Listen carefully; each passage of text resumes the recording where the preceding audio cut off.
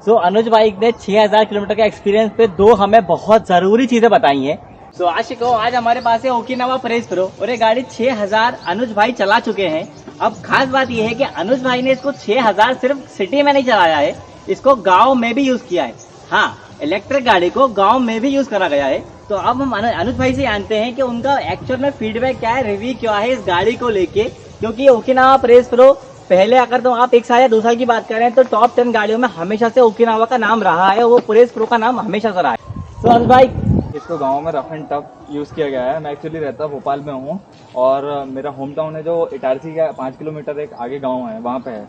और मैं खुद खेती किसानी वाला इंसान हूँ, तो इसको मैंने इतना ज़्यादा रफ एंड टफ भी यूज़ किया है ना। मतलब जैसे मैं जाता हूँ खेत में जाता हूँ तो वहाँ जाता हूँ तो फिर पूरा खेती वाला ही काम चलता है। यहाँ सिटी में हूँ, जब तक तो सिटी में घूम रहा हूँ मैं यहाँ से वहाँ, लेकिन वहाँ चला जाऊँगा तो सुबह उठ के मेरे को खेत जाना पड़ता है। जैसे वहाँ गाय वाय भी हैं तो फिर या फिर जो आते हैं लेबर उनको लगवाना पड़ता है, तो इसको खेत ले जाना पड़ता है। अब क्या रहता है कि जैसे अभी बोनी का टाइम है तो बीज लाने हैं।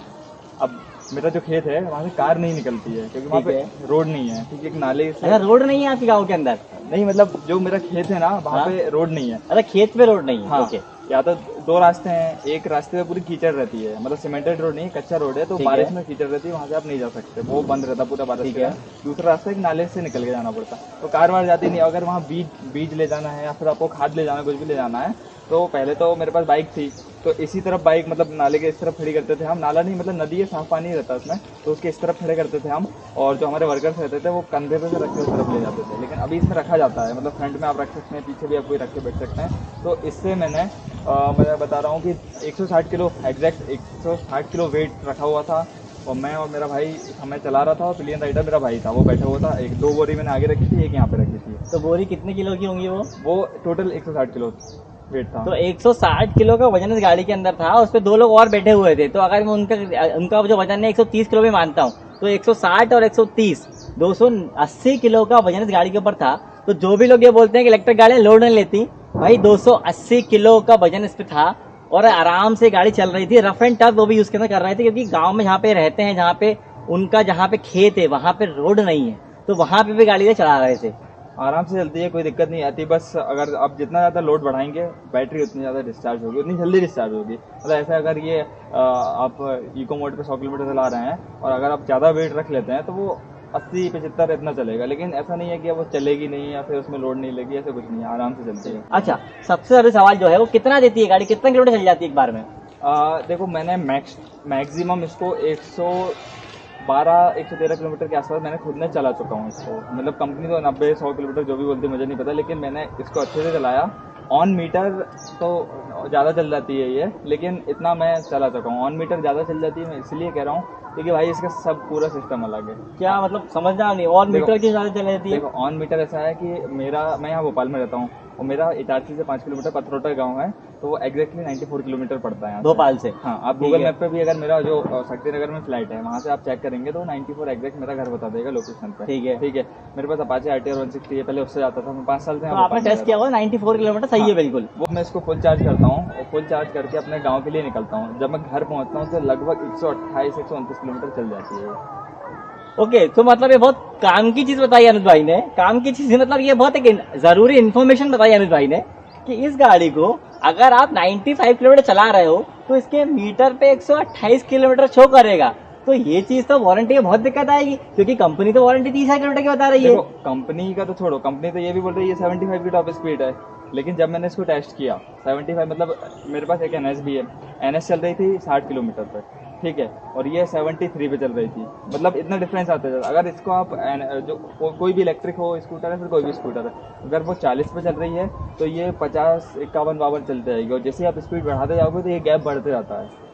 अनुज भाई ने 6000 किलोमीटर के एक्सपीरियंस पे दो हमें बहुत जरूरी चीजें बताई हैं। सबसे पहली चीज तो ये कि ये गाड़ी किलोमीटर में ज्यादा दिखाती है। उनका गांव यहाँ से 95 किलोमीटर से और इस पे 128 किलोमीटर आता था, मतलब देखिए कितना डिफरेंस है। दूसरी चीज, ये गाड़ी जब 50 की स्पीड चल रही होती है, मतलब जो दूसरी गाड़ी की जो एक्चुअल स्पीड होती है वो 40 की होती थी। तो दो चीज जो है वो अंतर है, स्पीड का भी अंतर है और किलोमीटर का भी अंतर है। तो अब जो हम बात करते हैं वारंटी का, अब वारंटी जो है इस गाड़ी की वो 30,000 किलोमीटर की है। तो ऐसे तो वारंटी जो है वो 25 या 26,000 किलोमीटर भी खत्म हो जाएगी। 25-26 नहीं, ये 23 से 24 पे ही खत्म हो जाएगी। तो देखिए, अगर आप ओकिनावा की गाड़ी प्लान कर रहे हो, आपको एक्चुअल 30,000 किलोमीटर प्लान नहीं करना है, आपको इसके हिसाब से जो 30,000 किलोमीटर दोगे वो प्लान करना है, ये चीज आपको माइंड में रखनी होगी। क्योंकि मतलब कंपनी मैंने स्टार्टिंग में लिया था ना, तो मुझे लग रहा था कि यार भाई मेरा स्कूटर खराब है, अभी फर्स्ट सर्विस पे इसको लेके जाऊंगा और उनसे बोलूंगा भाई ये दिक्कत आ रही है, ऐसा है। वहाँ गए तो मुझे पता चला कि सब ऐसा ही है, मतलब सारी स्कूटर्स में ऐसा ही है। अच्छा, तो आप ओकिनावा की अगर आप कोई सी भी गाड़ी प्लान कर रहे हो, चाहे आप ओकिनावा की होगी 90 प्लान कर रहे हो, प्रेस प्रो प्लान कर रहे हो, प्रेस प्लस प्लान कर रहे हो, ओकिनावा की कोई सी भी गाड़ी प्लान कर रहे हो, ये इन्फॉर्मेशन बहुत जरूरी है आपके लिए कि इसमें जो मीटर में किलोमीटर है वो ज्यादा शो करता है। तो ये गाड़ी आपने कितने की ली थी? मैंने 91 की ली थी, और मैंने ये इसलिए ली थी कि भाई इसकी टॉप स्पीड ज़्यादा है, मतलब कभी ओवरटेक कर रहे हैं किसी को या फिर कहीं जल्दी पहुंचना है, उनका 75 की स्पीड है, सफिशियंट है। 75 की तो है, लेकिन जब मुझे एक्चुअल पता चला कि यार इसमें तो 75 की स्पीड ही नहीं है, तो मैंने कहा यार ये तो धोखा हो गया।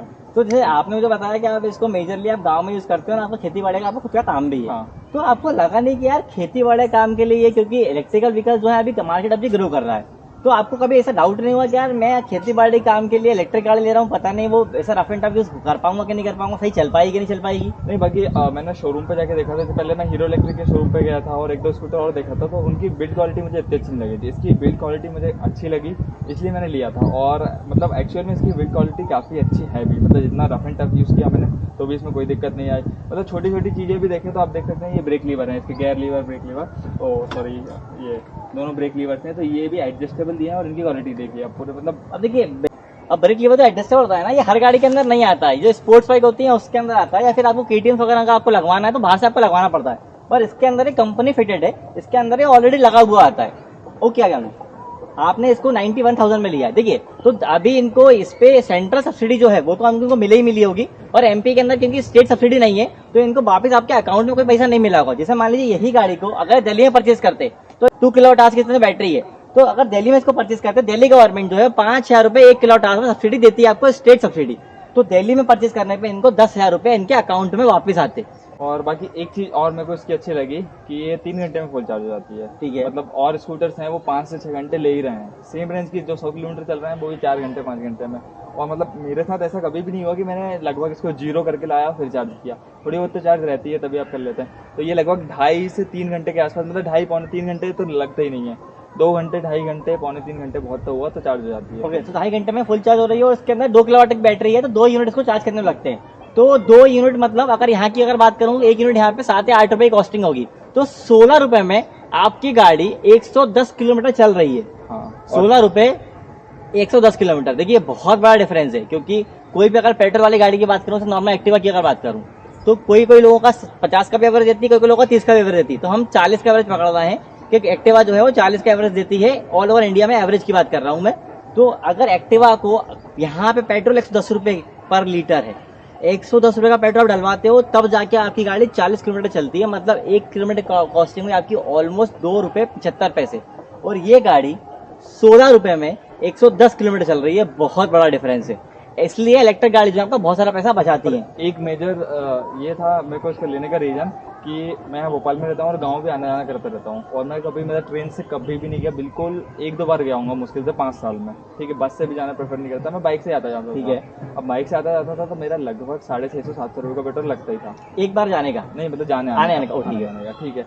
अब इसमें एक चार्ज यहाँ से करता हूँ, एक चार्ज यहाँ से करता हूँ, वो 30 रुपये में ये रिटर्न आ जाती है, मतलब 30 अप्रॉक्स माने तो 30 रुपये में रिटर्न आ जाती है। और वो 600 रुपये और 30 रुपये में बहुत ज़्यादा अंतर है, और मेरा रेगुलर ट्रैवल होता ही था। अभी तो कितने बार घर होके आ चुके हो आप? मैं 9 से 10 बार चला गया हूँ। तो मतलब अगर आप देखिए तो एक बार आपने 650 रुपये बचाए, तो 6,500 रुपये तो आप बचा ही चुके हो। आराम से बचा चुका हूँ मैं 6,500 रुपये। सही चीज। अच्छा, इसकी बैटरी कहाँ पे लगती है? इसकी बैटरी इसके डिक्की में है, दिखा देता हूँ आपको। इसका पोर्टेबल चार्जर मतलब छोटा सा है, तो अच्छा लगता है मुझे कि कुछ स्कूटर का ये इसका चार्जर है, जैसे लैपटॉप में चार्जर दिया होता है ऐसे इसका पोर्टेबल चार्जर है ये, इसको आप कहीं भी चार्ज सकते हो। खास बात ये है कि इस गाड़ी के अंदर रिमूवेबल बैटरी दी गई है, तो आप इसको बैटरी को निकाल के भी चार्ज कर सकते हो। और रिमूवेबल बैटरी इतनी आसान है निकालना कि ये निकल जाती है ऐसे। ठीक है, अब देखिए मैं पकड़ के दिखा देता हूँ आपको कि बैटरी कोई ज्यादा भारी तो नहीं है। तो इसकी बैटरी की अगर बात करूँ, उसकी बैटरी बहुत ज्यादा भारी नहीं है, नॉर्मल इंसान उठा सकता है। अब इसकी खासियत ये है कि आप इसकी बैटरी को यहाँ पे लगे भी चार्ज कर सकते हो, और आप उसको रूम पे लेके भी चार्ज कर सकते हो। और अगर आपको इसको बैटरी को गाड़ी में लगे ही चार्ज करना है, तो आप इसको बैटरी को वापस लगा दीजिए, इसको प्लग लगाइए, और जो इसका चार्जिंग सॉकेट है इसको आप यहाँ पे कनेक्ट कर दीजिए, तो आप इसको चार्ज कर सकते हो। और नॉर्मल जिस सॉकेट के अंदर आपने मोबाइल चार्ज करते हो, उसी सॉकेट के अंदर ये आसानी से चार्ज हो जाएगी। इसको चार्ज करने में अनु भाई ने बताया कि 2.5 से 3 घंटे का समय लगेगा और 2 यूनिट बिजली कंज्यूम होगी और फुल चार्ज होने पे 110 किलोमीटर की रेंज ये आपको देगी। एक्चुअल वाली, मीटर वाली रेंज की बात नहीं कर रहा हूँ मैं, एक्चुअल वाली 110 किलोमीटर की रेंज आपको ये देगी गाड़ी। क्योंकि इसमें ये बोलना ही पड़ेगा क्योंकि मीटर और इसमें बहुत ज्यादा डिफरेंस हो जाता है। तो दूसरी चीज तो मुझे देखने को मिल रही है, जो नेगेटिव चीज है बिल्कुल है कि इसके अंदर बूट स्पेस बिल्कुल नहीं है, क्योंकि इसकी जो बैटरी है रखाती है तो अब इसके अंदर इसका बूट स्पेस बिल्कुल नहीं बचा है। सिर्फ इतना बूट स्पेस बचा है कि ये चार्जर रखा जाता है, ये चार्जर यहाँ पे रखा जाएगा और यहाँ पे रखा जाएगा। इसके अलावा कोई भी जगह इसकी डिग्गी में नहीं बची है। तो अगर आप कोई सामान रखना होगा तो आप कैसे रखते हो फिर? देखिए, सामान रखने के लिए आगे लगभग काफी स्पेस है, या फिर आप यहाँ रख सकते हैं। और इसमें एक नेगेटिव पॉइंट और ये भी है कि अगर आप यहाँ पे चार्जर रख रहे हैं, उसके जो वायर्स हैं ना, आप यहाँ से रख के जाते हैं तो ये वायर के ऊपर ही रखा था। अच्छा, मतलब वायर के लिए भी जगह नहीं, वायर कटने का भी डर है मतलब उसका। हाँ, ये देखिए ना आप, इसमें निशान बने हुए हैं पूरे। अच्छा, ये एमसी में मुझे दिख रही है, इसका क्या काम है? एमसीबी जैसे जब मैंने शोरूम पे परचेज करी थी तो उन लोगों ने ये बोला था कि अगर कुछ भी खराबी आती है इसमें तो एमसीबी ऑटोमेटिक गिर जाएगी, या फिर आप इसको चार्ज करते हैं तो आप अपनी सेफ्टी के लिए इसको बंद करके चार्ज करिएगा। बाकी मैं कई बार चालू करके भी भूल जाता हूँ, चार्ज कर लेता हूँ, कोई दिक्कत नहीं आई। और एमसीबी अगर इसमें कुछ फॉल्ट आ जाता है, फॉल्ट ऐसा आ जाता है कि बारिश में मैं एक बार इसको चला रहा था तो क्या हुआ था कि इसका जो सेंसर है यहाँ पे, इसमें पानी लग गया था, ठीक है। और जो एक्सीलेटर सेंसर रहता था वो ऑटोमेटिक भागने लगी थी। ऑटोमेटिक भागने का मतलब ये है कि वो ना मोड चेंज करने में भी कुछ नहीं हो रहा था। ब्रेक इसमें ये रहता है कि आप ब्रेक अगर दबा रहे हैं, इतना था आपने ब्रेक दबाया ना तो कट ऑफ हो जाता पावर। अच्छा, इसमें हाँ, क्योंकि ओकिनावा के अंदर ऑटोमेटिक कट ऑफ दिया हुआ है, अगर आप ब्रेक लगाते हैं तो पावर जो है वो कट हो जाता है। लेकिन वो सेंसर में पानी जाने के बाद वो ऑटो कट ऑफ भी नहीं आता, फुल स्पीड पे भाग रही है। मैं ब्रेक लगा रहा हूँ, हल्का सा नहीं रुके, मेरे को लगा कट ऑफ हो जाएगी। अब मैं मतलब एक्चुअल ट्रैफिक में था, वो भाग रही है गाड़ी, अगर ब्रेक मैंने छोड़ा तो घुस जाएगी सामने वाले। तो देखिए, एक और बहुत जरूरी चीज जो हमें अनुज भाई ने बताई है वो ये कि अगर आप इस गाड़ी को बारिश में यूज कर रहे हो और इसके सेंसर में पानी चला गया तो ये गाड़ी जो है वो टेक्निकल ग्लिच की फुल थ्रॉटल पे पकड़ लेगी और उस टाइम पे जो ऑटोमेटिक पावर कट ऑफ है ब्रेक से वो भी काम नहीं करेगा और तो बहुत रिस्की वाला काम हो जाएगा। अगर इको मोड पे है ना तो इको मोड पे 45 जाती है इसके मीटर के हिसाब से, लेकिन इको मोड पे भी वो 70 पे जा रही थी उस टाइम पे। वो टेक्निकल ग्लिच है, टेक्निकल ग्लिच। तो सही कैसे करा आपने इसको? मैंने इसको बंद किया, मैंने लगा कि यार पावर ऑफ करता हूँ, यहाँ से बंद करके चालू किया और फिर एक्सीलेटर दी, गाड़ी आगे नहीं बढ़ रही थी। मैं मतलब थोड़ा सा यार मैंने कहा यार अब तो ये गड़बड़ हो गया। मैंने 2-3 बार किया, मेरे को किसी को बुलाना पड़ेगा और इतना तेज बारिश हो रही थी कि कोई आता भी नहीं। ठीक है, तो फिर मैंने क्या किया कि मैंने कहा एमसीबी बंद करके चालू करता हूँ। तब मैंने ये एमसीबी बंद करी और चालू करी, सही होगी। ओके। सो आपने इसको, जैसे आपने बताया कि आप इसको शहर और गांव दोनों का यूज करते हो, हाँ। तो वहाँ पे जो गांव में जो लोग रहते हैं, हाँ। उन्होंने कभी देख तो नहीं बताया इसको कि देखिए थोड़ा सा इलेक्ट्रिक व्हीकल जो है मार्केट में वो ग्रो कर रहा है। हाँ। तो कभी गाँव वाले आपको नहीं बताया कि क्या उठा के लाया यार, क्या लिए तुमने, बेकार गाड़ी आ रही है? नहीं, बहुत से लोग अभी गाँव में भी, जैसे मैं बोलता हूँ यार इलेक्ट्रिक ले लो तो नहीं लेते हैं कि यार बिजली नहीं रही तो, क्योंकि गाँव में ये रहती है प्रॉब्लम कि यार इलेक्ट्रिसिटी नहीं रही तो क्या करेंगे। बाकी ऐसा है कि अब गाँव में भी ऐसा नहीं है कि यार 2-3 इलेक्ट्रिसिटी नहीं रह रही है।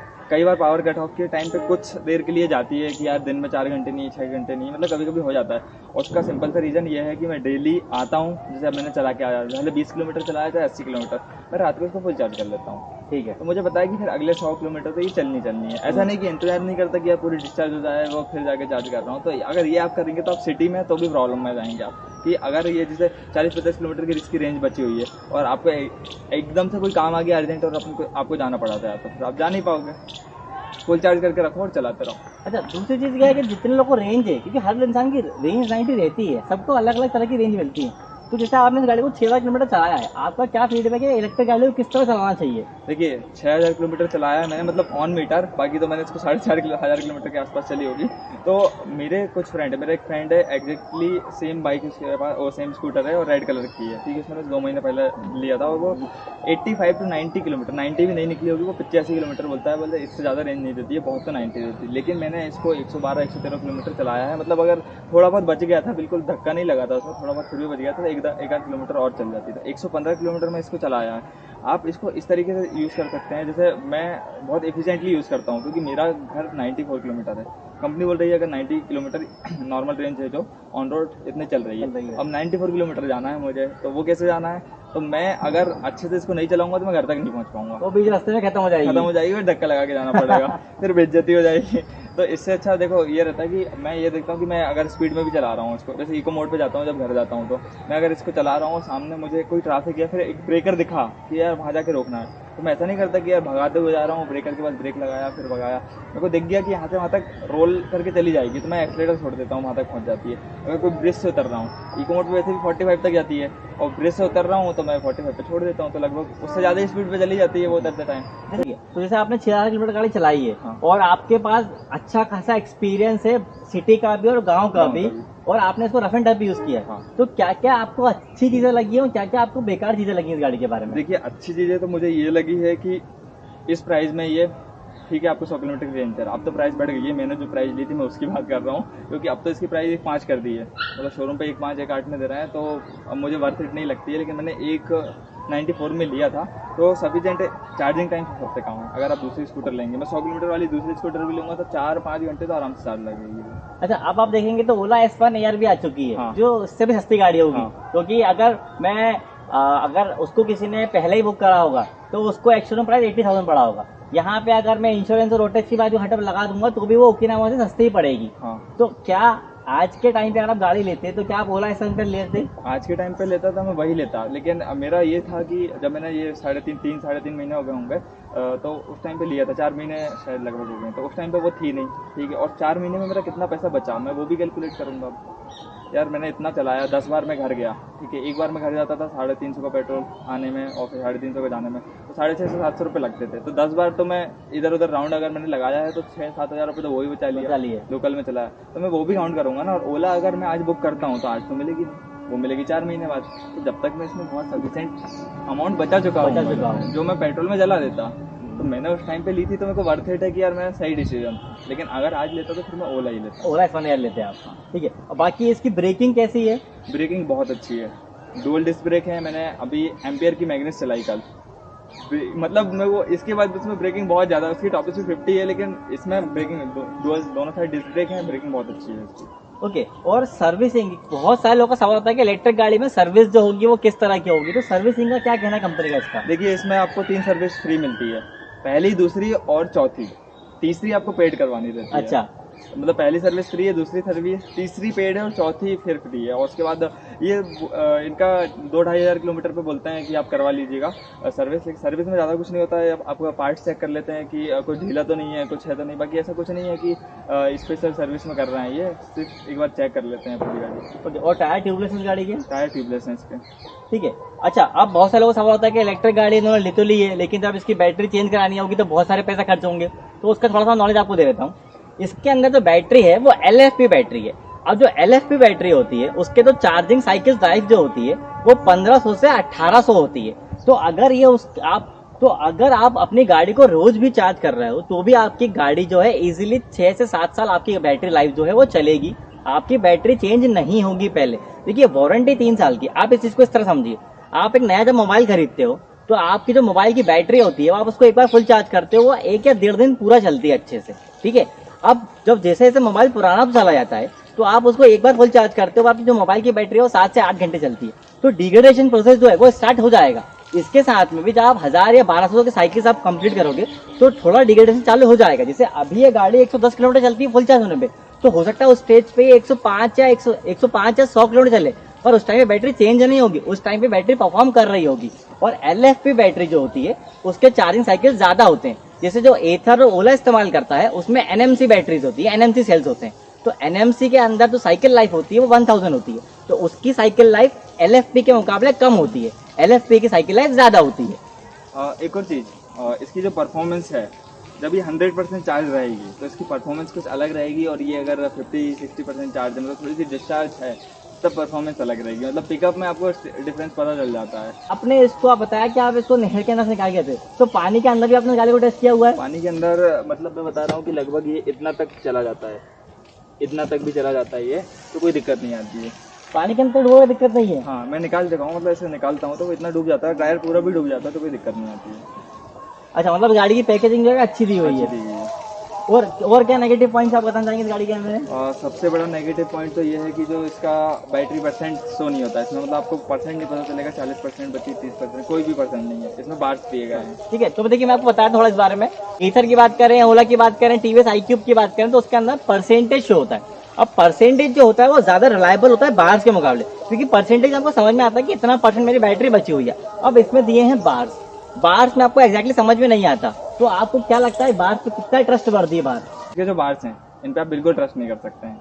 वो आप ट्रस्ट इसलिए नहीं कर सकते हैं कि मतलब मैंने स्टार्टिंग में लिया था तो मेरे को दकाना पड़ गया था इसके चक्कर में, क्योंकि एक आइडियल रेंज अगर 100 किलोमीटर में मान रहा हूँ तो इसका जो फर्स्ट वाला बार है, 5 बार है, 5 में से जो टॉप वाला है वो कभी कभी आपका 70 किलोमीटर तक चलेगा, 80 किलोमीटर तक भी चल जाएगा। मतलब इतना रहता है कि वो तो भी अगर शो हो रहा है, फिर क्या रहेगा, जिसे आप एकदम से एक्सीलेट करेंगे तो बार कम होने लगेगा, आप एक्सीलेटर छोड़ोगे तो बार बढ़ जाएगा, तो वो फ्लक्चुएट करते रहता है।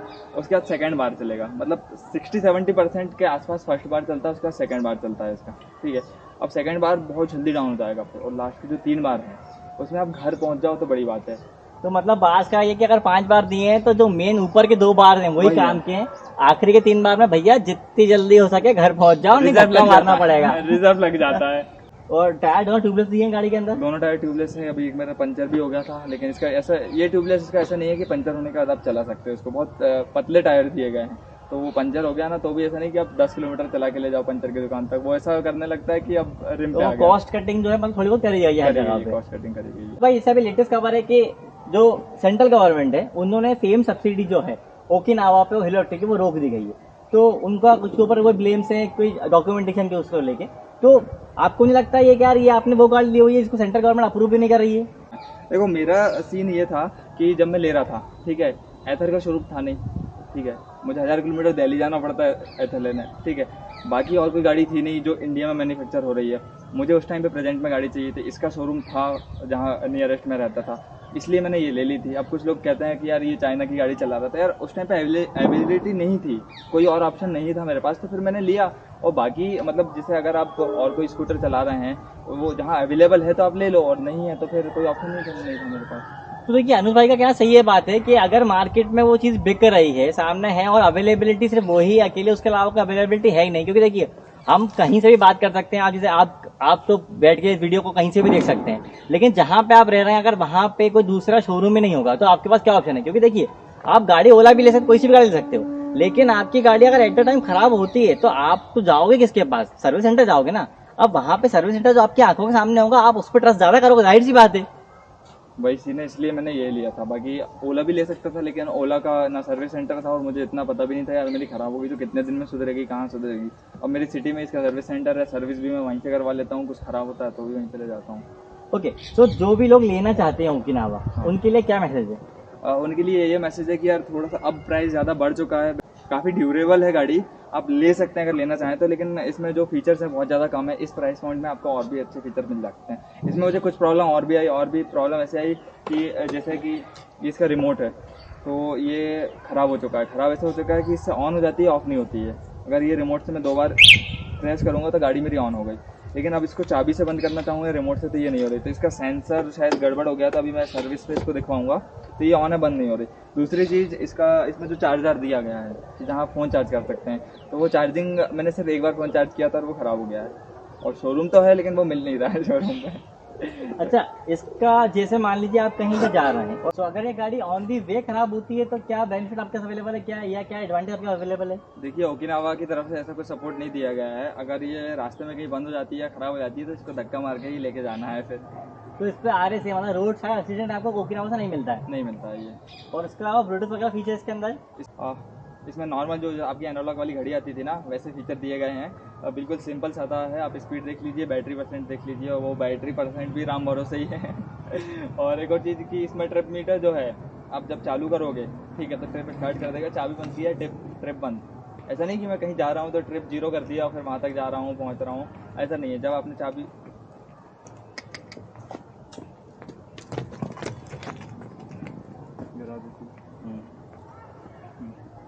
तो आप मुझे कहीं नापना है डिस्टेंस जगह की तो नाप नहीं सकता अगर मैंने गाड़ी बीच में बंद कर दी तो? हाँ, बीच में आपने बंद कर दी तो आप डिस्टेंस नहीं नाप सकते उसमें। सारी चीज़ें